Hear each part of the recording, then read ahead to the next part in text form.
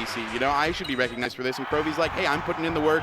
I'm pioneering this character. But here we go, getting right into it. We're probably going to see a pretty defensive start from Falcon. This matchup is tough for Falcon. Not a lot of people will argue against that. I would say that Falcon probably loses it, but Crovy has shown that it's possible earlier in this tournament, and a lot of Falcons have shown that it's possible regardless of how tough it is, but he does have to play it pretty defensively, pretty patiently, using that top platform, using that center stage control.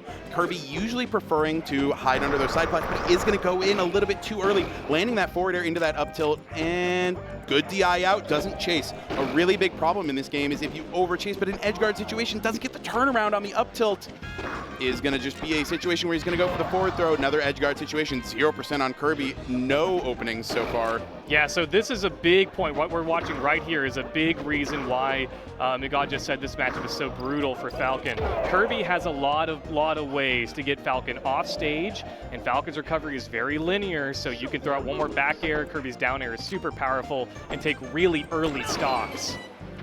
Ooh, okay, so this is a classic situation. The 0% back throw, up air, up air. This is going to be a tech chase situation. He's not going to land it. Reads to the right. He goes to the left, and he doesn't want to walk into that up tilt. So he's like, okay, we'll reset to neutral. Let's do it again. 92% on Kirby. We're looking for those big finishing moves, those back throws, those edge guard situations right now. Going back to center stage control. A really big ass. Ooh, as I try and talk about the matchup, Kris finding the opening with the up tilt. Going to be a situation that's hard to recover from Crovy. He's not going to get the follow-up. Oh, as I say that, I eat crow, and he manages to find the down tilt. The reverse ledge DI, which you can speak on in a moment here, managing to get back onto stage. Is this going to be a recovery? It is not. Yeah, so a couple things there. First off, yes, you do use Falcon Punch to recover as Falcon, yes. True, you can true. angle it up and down in this game, and yes, if you jump Falcon Punch, angle it up, you do gain a little bit of distance. But that reverse ledge DI, it looks really, really strange, but basically you can kind of fool the game into which wall you're actually colliding with, and even though there's no wall teching in this game, there's no wall teching, no way to stop your momentum if you hit a wall, you could sometimes get just the right spot on the corner of Dreamland. The game thinks you're hitting the other wall, and you get sent towards the middle of the stage, otherwise saving you from a dangerous situation. Oh, and a beautiful forward tilt coming out from Crovy right there. A wise Falcon player by the name of Mr. Boonfan once told me, if you're not forward tilting, you're not playing Falcon. And solid usage of it there. Nice grab. This is going to be a pivot up air. Not going to quite finish on from the left side, but it is going to be an edge guard situation. It is so hard for Falcon to edge guard Kirby when he's coming from up high. He really wants to be pushing him, just like Luigi was earlier, down below the stage where he has less options, and he has to use that linear up B, and Falcon can kind of cover those options more safely. The spacing right now for KrisKringle is insane. He is finding these openings flawlessly. He's doing such a good job. I don't know how he isn't getting hit by so many of these Crovy back airs. Crovy looks like he's doing everything right, but they're just not hitting, and I don't know why. I mean, it is pixels away every single time. Kris is doing such a good job of controlling that spacing.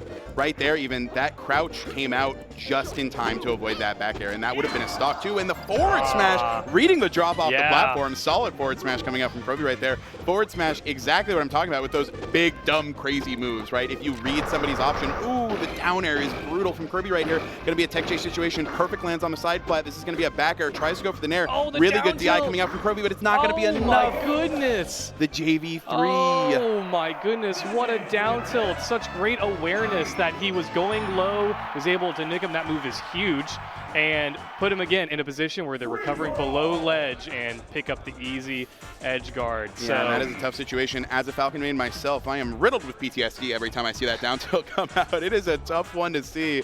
It is hard to get hit by. So in this game, as many of you are probably aware of, you only get to play on Dreamland. It's the only legal stage. So after you finish a game, the winner can change their character. But we saw that Kris stayed with the Kirby, and then Crovy locked back in the Falcon. We're going into game 2. Absolutely, and a little bit of a color change coming out from Crovy right now. Yeah. Was he playing? He was playing Green Falcon before, wasn't he? He was playing the Money Falcon, but he needed to go back to his roots, I guess. Oh, that up tilt. Just for context, so everybody knows, that up tilt is the size of about 2 Kirbys. Yes, it is gigantic, and frame 4, because of course it is. It is very easy to get hit by, but really solid forward air coming out from Crovy right there. Not really finding the combo option, but really good edge guard situation. Forward tilt, high angled that time, getting a good edge guard, showing he can close out these stocks just as easy as Kris can if everything goes just about right. He lands that back air, but doesn't quite get anything out of it. Ooh, nice. Oh, really nice nair, but misses the dash forward.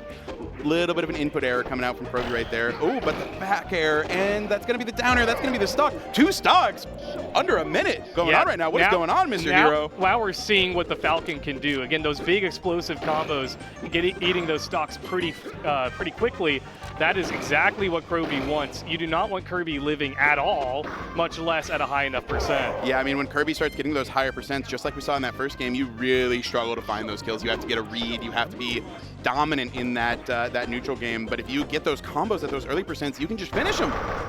And that's usually what Falcon's going to be looking for here. But unfortunately, Kirby putting the shoe on the other foot, not quite closing that edge guard out. The nice go to the ledge from Crovy there.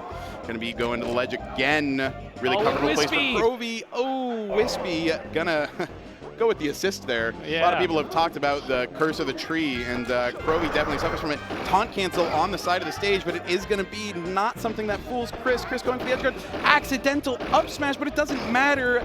Hits him with the up air, resetting his ability to use a move, and that's going to be a stock. We're 2 minutes into this game, and it's about to be over. Yes, three straight stocks there from Kris.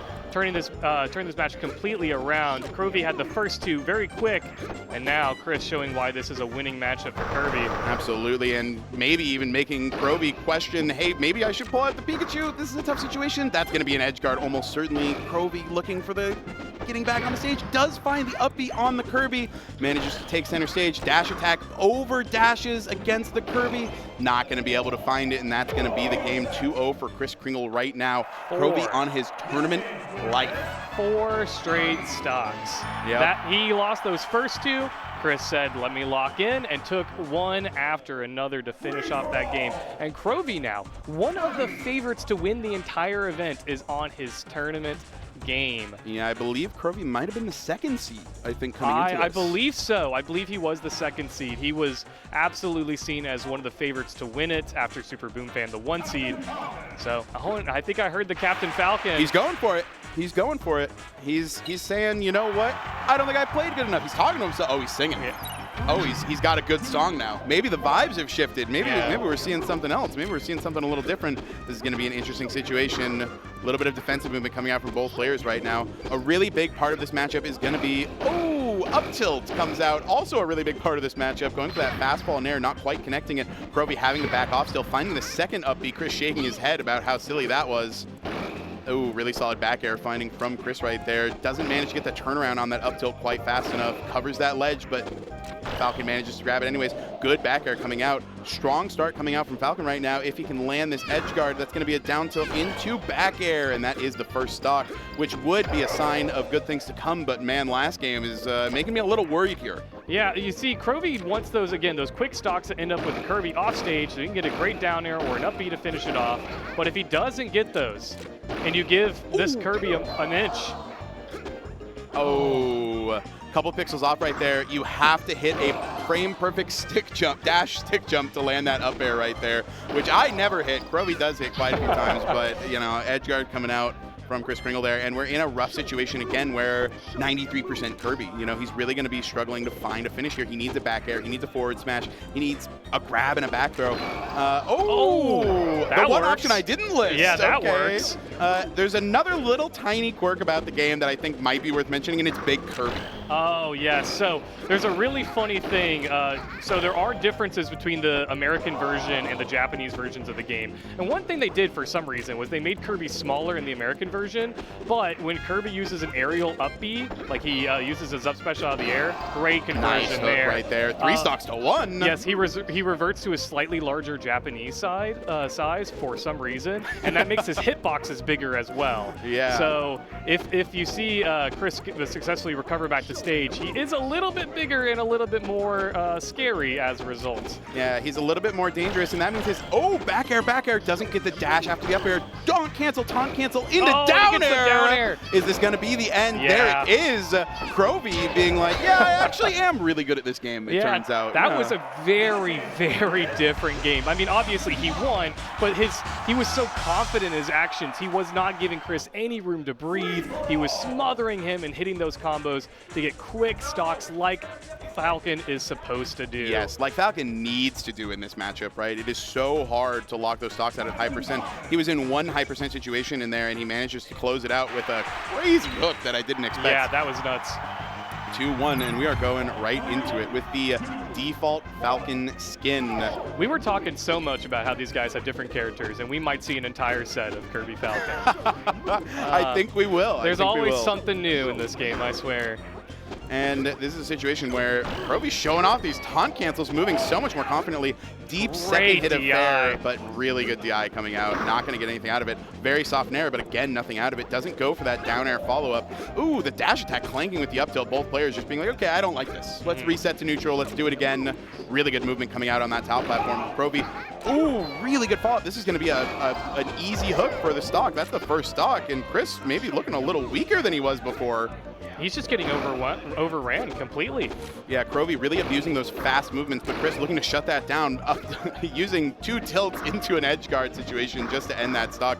Really going back to showing, hey, this matchup is a little rough sometimes. And a solid situation from Chris. He's going to be on the ledge. This is a tough situation to deal with. Ooh, goes high and gets a little bit of percent there, but backs off. Not really confident that he's going to get a conversion off of it.